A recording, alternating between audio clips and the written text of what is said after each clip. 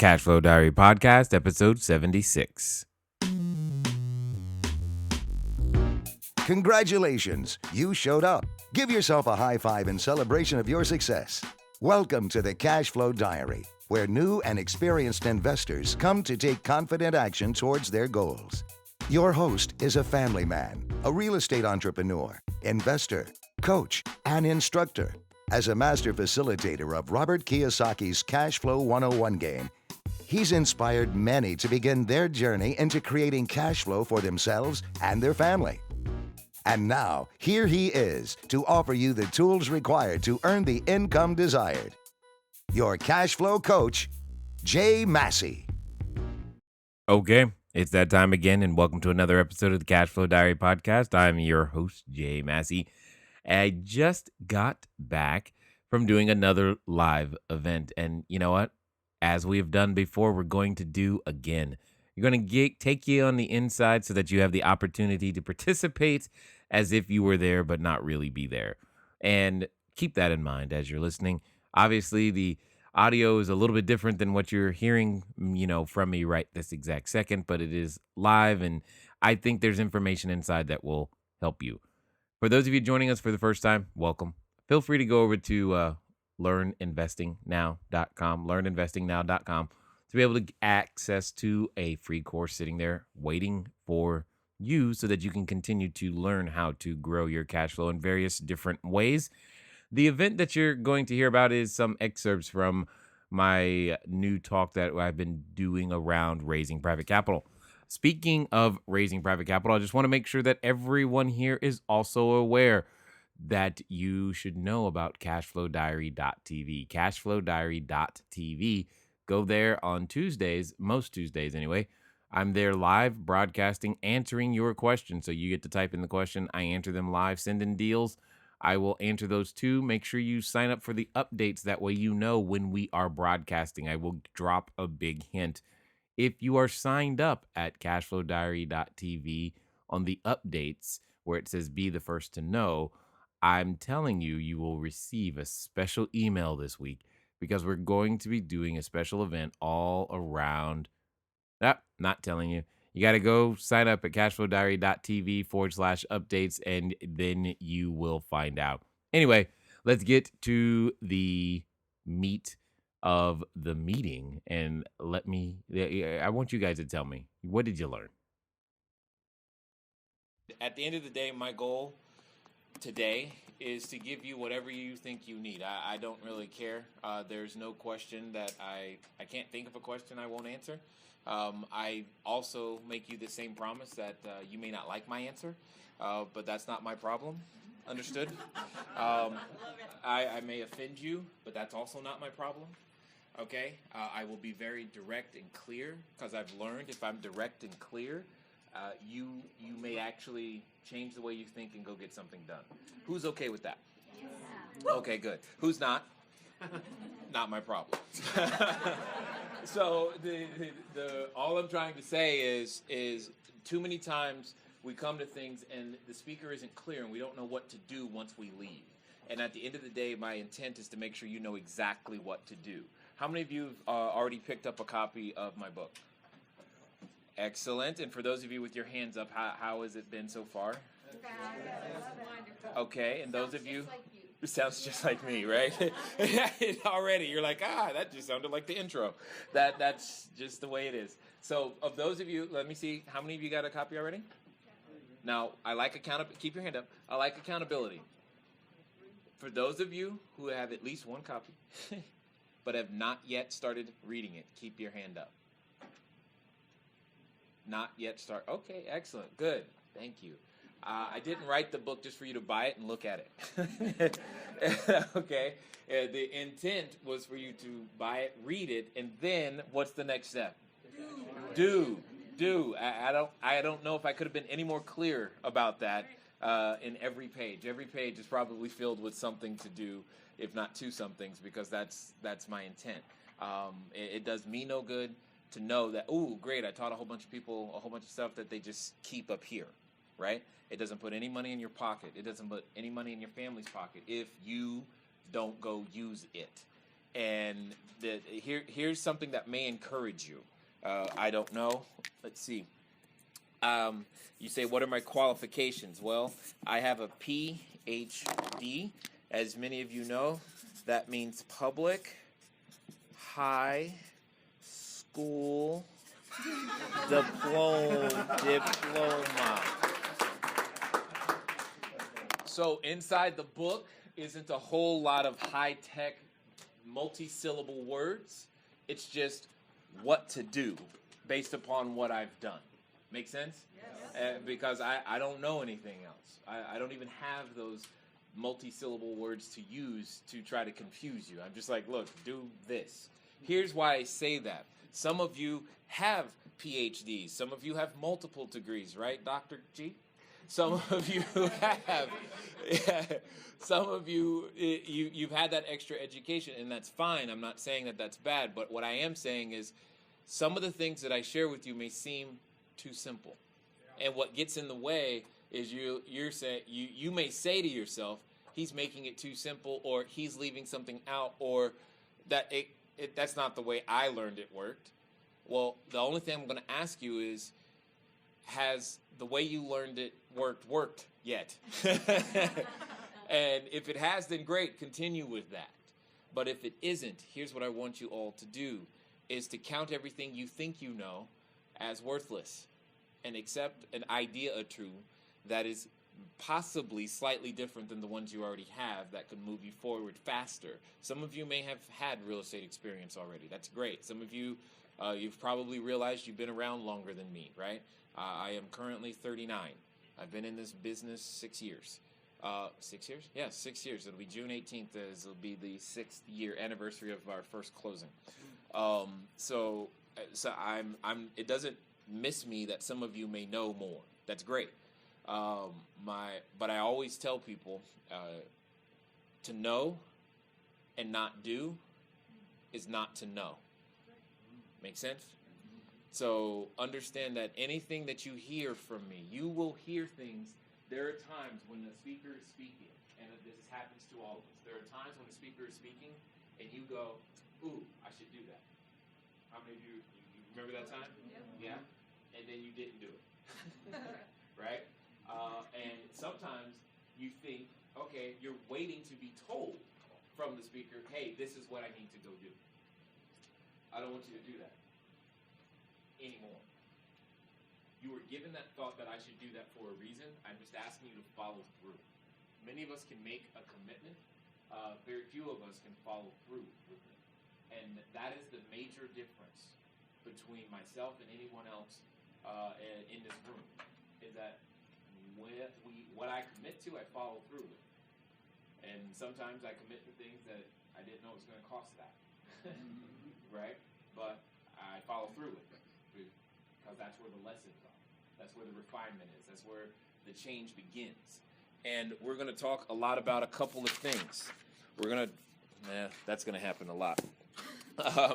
We're going to talk about what you currently think are decisions. Decision. I got that right? And then, because there's also, and you've heard these words before, this is not new. I don't purposely make stuff up. And now my marker, there we go. Incision. Precision, decision, incision. All words you've heard before, yes? Yes. Yeah, okay, good. Do you understand the difference between them? Because not understanding, failing to understand them, especially the middle one, could be the key. What I'm about to say right now could be the reason why you haven't seen the success you're looking for. Or it could be the reason you have seen the success you're looking for and you're looking to add more to it. Right here. Precision. The prefix pre means what? Before. Cision is to cut. Comes from the original Greek word to cut. So this is a cut before. Incision. What do you think that means? To cut where? Into. What do you think decision really means? To cut off.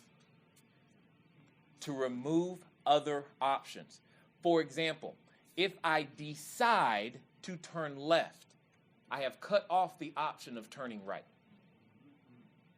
If I decide to take 2 steps forward, that by default means I am not walking backwards. Unfortunately, many times we haven't learned how to make a proper decision. Because what we do is we say, yeah, I'm going to follow through. Yeah, I'm going to do, yeah, okay, Dr. G, let's go ahead and get started with the program. That's what I'm going to do. But we don't follow through. We actually didn't make a decision at all. We still left all these other options open over here. I don't know why we do that, but it's what we do. Okay? The same thing happens when you write an offer on a property. You've made a decision. I'm writing an offer, right? Many of you you think you've made the decision to get involved in real estate investing, but you've not written an offer yet. Why? Because, see, that's the follow-through. You haven't made a decision until you have measurable action that says that is evidence of the mental decision you think you've made. Anthony Robbins often said this, and I do my best to follow it all the time. Never leave the scene of a decision without taking some immediate measurable action towards it. Period. So, what does that mean? Who's willing to admit that they've said to themselves, I want this thing to work, but has not yet written an offer? Show of hands. Hold them high. Okay. 1, 2, 3, 4, 5, 6, 7, 8, 9, 10, 11, 12. Where are they? How many? 12? 13? Okay, excellent. How many of those of you would you like to get rid of that tonight? Yes? Yes or yes? Yes. Yeah? Okay, cool. Here's what we're going to do. Because this is the most important thing I could do for you guys right now. Let me think. What's the zip code here? 85 what? 254. Thank you. 85254. What? The zip code here is right next to it. Right here? 255. 255? 254? Sounds great. No problem. All right, what's your name, sir? John. Okay. Do you have a pen and paper? What's that? Yes. Good. Excellent. So here's what I want you to do. I want you to write down this phone number. It's Ray Russo. His phone number is 480-998-3017. His second phone number is 480-236-9077. Here's what I want you to do. Ray's got a house for sale. Looks like it's a 3-bedroom, 2-bath in Scottsdale. Is your phone with you? Yes. Excellent. So write this down. Ray, is the house still available for sale? Write those exact words.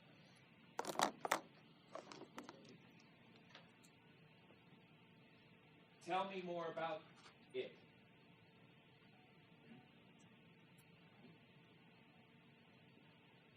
When is a good time, or rephrase, do you think it makes any sense for me to come over and look at your property? Now, John, are those words you have the physical ability to say? Okay, excellent. Do your fingers work and you know exactly how to dial that phone number? I do. Excellent. Could you do me a favor? I need you to get up, go outside, make that phone call. Those are the 3 questions you are going to ask Ray when he picks up. Right now. Who was next? How many of you just got scared?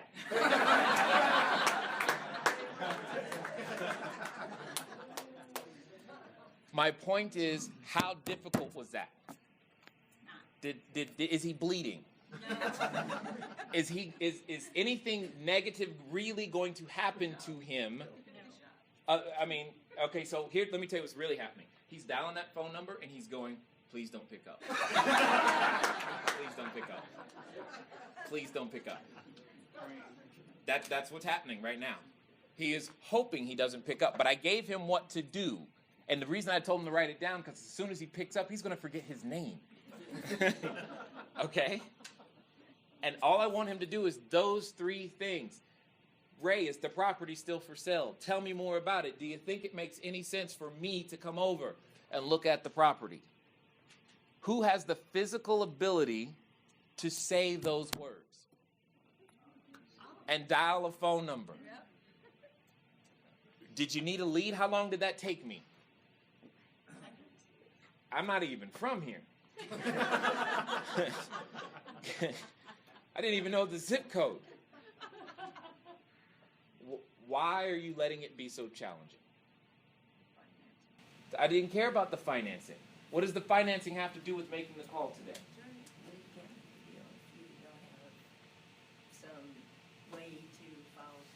Excellent. What's your name? Judy. Judy, you remember earlier when I said, if I offend you, it's not my problem? How many of you know what's coming? Okay, let me ask you, Judy, have you been married now, etc.? Any of that ever happened? Yes. Okay, excellent. And ladies, I know part of this, you're going to disagree with me. I'm telling you right now. But guys, I know you're going to get this. Here's my point. Let's pretend for a second. Watch this. Let's pretend for a second. Judy, do you have a granddaughter? Yeah. How old is she? 17. Perfect. Okay, what's her first name? Lindsay. Lindsay. Okay, so today, Lindsay comes to you and goes, Grandma, Grandma, Grandma. You're like, what? She says, I need my wedding dress right now. What's going through your head? Why? Why? Why is the word why going through your head right now? Because she's still in high school. And what else? She's not ready to get married. She's not ready. Why is she not ready? What's missing? Nothing really. Nothing? Money. Okay, what else? But she had a boyfriend. That's good. Did he give her a ring yet? Not yet. Not yet. What date is it? What date's the wedding? Don't know. Don't know. Where's the wedding? No. No clue. So, let me ask you a question. Does some of that come before she actually needs the wedding dress? Yeah. Yeah. Okay. Now, here's where the ladies are going to disagree with me. I think she doesn't need the wedding dress until just before the organ plays, Here Comes the Bride, and the doors open. In general, I told you guys, I told you you're going to get it. They're like, no. Because y'all like, no, she needs it months before. You don't understand. Here, I know. See, I knew this was coming. But let's think about it. The exact moment she really, really, really needs it, the drop dead date is that exact moment. Until then, it's irrelevant. It doesn't matter. So, today, he's making a phone call to talk to Ray. Does he need the money today? No. Does it prevent him from making the phone call? No. Then why are you letting it prevent you? I'm just asking. Preach it, brother. Dude.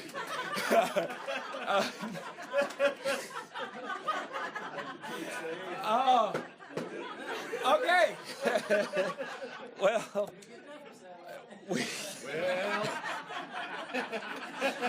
Well. Sister Mary will be passing around the plate later because we've got to have the building fund. Anyway, all I'm saying is, yeah, it feels it's that deep to me because what if I had let not having the money stop me? What if I had just, that is one decision. You cut off all other options. See, you did make a decision. You cut off the option of even writing the offer. Because you're like, well, I don't know where the money's coming from. Do you need it today? Does it matter? Does it matter till the day the escrow company says, hey, we're ready to close. That's when it matters. That's when you better know where it comes from. And for most of us, that's at least 30 days away. At least.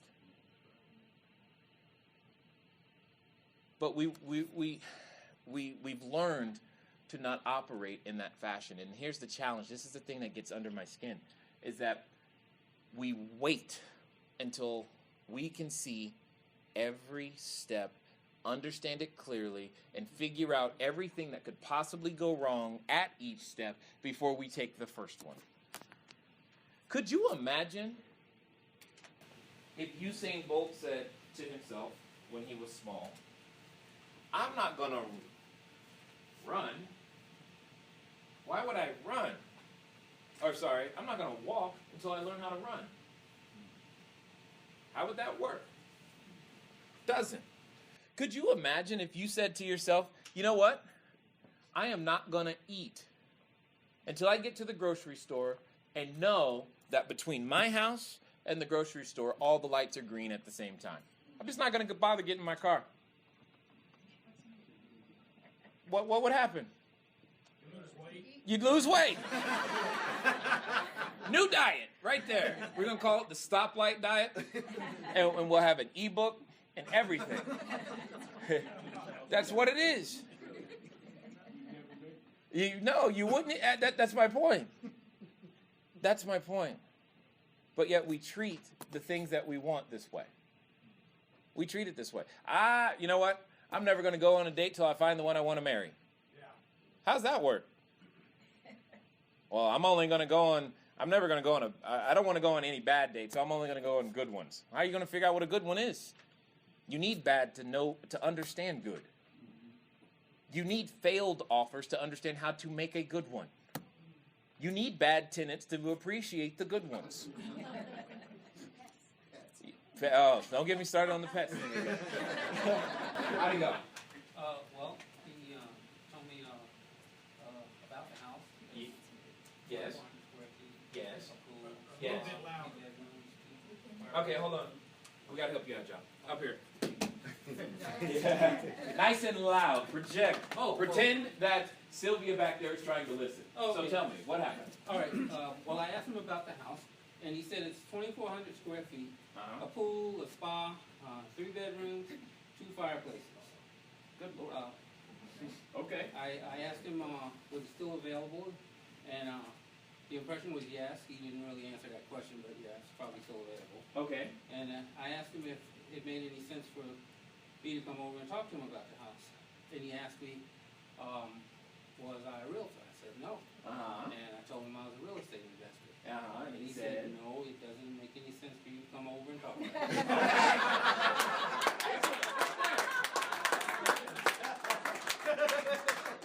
Now, John, Was it supposed to work that way? did it hurt? No. Okay. No. Are you still alive? Oh, yeah. So it wasn't life or death. No. That phone call, was that phone call prohibitively expensive, so much so that you could never afford to make another phone call? Oh, no. Okay. So, could you do that again? You gonna get rejected again? We're hoping for a different outcome, but could you do the actions again? Oh, yeah. Okay. Could you do that until you heard someone say yes? It does make sense for you to come over. Yeah. How fast are you willing to do it, John? How many phone numbers do you have? Right question. Right question. Thank you. Let me ask you guys this. How fast can a person change? What did you just witness? Moments when he wants to. When he made the decision. He cut off the prior idea of being the person he was. Before tonight, he was not expecting this. In fact, many of you who had your hand up was hoping that I was not going to keep going through the room to call you to do the same thing. That's exactly, trust me, I know. I'm like, oh my God. You want me to do what? And now? Yes! Here's my point. How often do you have a birthday? Once a year. Once a year. How often is Christmas? How often is Easter? How often should you be going to church? See, never mind. All right. Here's my point. Your birthday, Christmas, Easter, those are events. Those are things you prepare for, and then you celebrate. And it's, oh, this is great. Writing an offer? That's what you do. There's no celebration. It's a common occurrence. Every day. It's kind of like, honey, take out the trash. Do you celebrate? Do you prepare for that? Oh my gosh, she's going to ask me to take out the trash today. I got to get ready. Really? Doesn't happen, does it? Yeah. But yet we're treating writing the offer as if it's an event that we got to prepare for. An offer is an invitation for a conversation. That's it. Because even once you start the conversation, you have no idea where it's going to go. Even once you submit the offer, it usually comes back with a, no, we would like it this way type of statement. So even what you think, all that time you spent doing all the due diligence before you wrote the offer is absolutely wasted. Because the seller is going to come back and say what they're thinking, which you could have found out by simply how many utility bills did we look up before I made him make that phone call? How many rent we don't even know what it rents for, do we? Nope. What about comps? Did we look at it? Nope. Did it matter? Nope. But yet we'll let that prevent us from making that first phone call too. Write this down. Disguise, divide, destroy. Disguise, divide, destroy. Fear first disguises itself. It typically, for most real estate investors, disguises itself as, hey, you need to be wise and do due diligence first before you make a phone call. You don't know where the money is coming from. So therefore, you can't do that because that's what we hear in our head. You've never done this before. You can't do it by yourself. You don't know what you're doing. Well, that one's true. But that doesn't mean you can't do it. That doesn't mean you don't have the physical ability. Then it divides. As we persist in that fear, there becomes this divide. There becomes those who are willing to face the fear and do what is necessary anyway, and those of us who continue to cower and shrink back. And after we cower and shrink back long enough, you know what happens? Our dreams are destroyed. And then we say things like, I tried that real estate thing, it didn't work. Did you really? How many phone calls did you make? How many times did you get rejected? Is rejection even real? What is rejection? Does a waitress or a server feel rejected when he or she offers you water and you say no? Just asking. She offered. She made the offer. You said no. Does she run home and quit and say waitressing doesn't work? Why do people laugh? I'm just asking. And why do I'm just like, but is this not what we're doing? When would you like that to stop? Now. I say now o'clock, right? That's all I'm saying. Change doesn't have to take forever. And sometimes we get ourselves in this situation in which, who's got a copy of the book? Let me see. In chapter 3, because this is literally what happens for most of us. Oh gosh, no, that's not it. Hey, he's got earmarked and folded pages. Yeah, I like that. That says you've been reading it. That's good stuff. I always forget. Oh, highlight it too. I always forget what. There are certain. It's like I'm in my head. There's so many different. Yeah, there it is. It's on page 92. If you've got one, 92 and 93. 92 and 93 is what we're talking about right here. So, And that this is 92 and 93. And I'm going to draw it out so that you can see what that illustration is all about. See, the thing that begins to frustrate me sometimes is that you guys know exactly what you need to do. You know that you need to write offers. You know that you need to hear no. And the only difference is that I'm willing to hear no more frequently, faster than you are. And then suddenly I'm some superhero. Because I'm willing to hear no? Really? I don't think so. However, and we're looking for that motivation as to why. So, hypothetically speaking, let's say this over here is our reality. This over here, this is our dream. What we're desiring. This is what we want. The middle here, this is called pain. The difference between what we're living and what we want. And the challenge is that for most of us, it's too close together. It doesn't hurt enough. So therefore, we do nothing about it. Let me give you an example that some of you could relate to. Some of you right now, there is a pain, an ache, a something in your body that you know is there that you have not addressed. Because it just doesn't hurt enough to go to the doctor yet.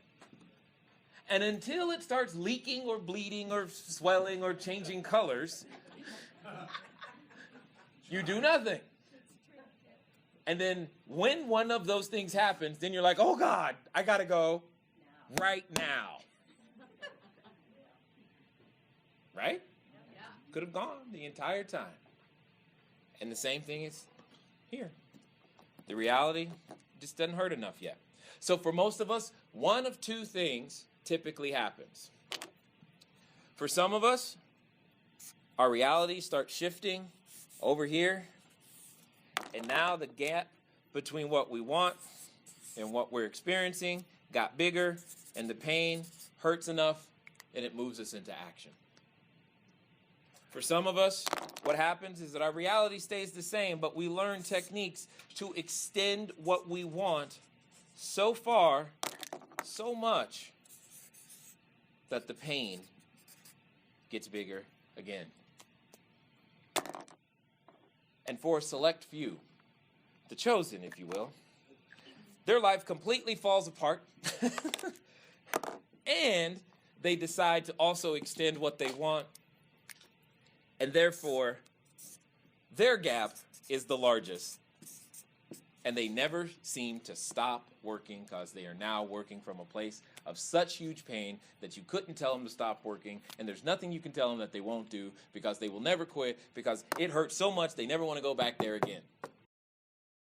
All right, we're going to keep this one a little short today. However, just wanted to make sure that you understood that the information that you just heard me talking about is inside the book Cashflow Diary, 10 Steps to Creating Wealth in Any Economy. And what's interesting is that example keeps coming up over and over and over again. Hopefully you guys have got it, you're reading it, and you're able to make some progress with it. If you haven't and you'd still like to get a copy, it's 949-682-3565. You want to send a text message with the word book, BOOK, to that number, 949-682-3565. Or you can go to CashFlowDiary.com/book to be able to place your order. We handle quantity orders as well. I believe up to 100 or so on the website. So you have the ability to do that. And for those of you who are interested in making, or just as by way of update, I am still working on the audiobook. So, yep, not yet, but soon. Stay tuned for that. Hopefully, guys, that you were able to gain some information from what we just shared with you. We will be sharing more from this event later in the week. I am definitely glad you've taken the time to listen to us here today, and I will talk to you guys again soon. Until next time. Thank you for investing your time with Jay Massey and the Cashflow Diary. When you have a moment, please visit iTunes and leave a positive comment about the show. And go now to our website, CashFlowDiary.com, to take advantage of our free business building course, Cashflow Foundation. Gain the knowledge, understanding, and skill that will teach you how to never need a job again. Until next time.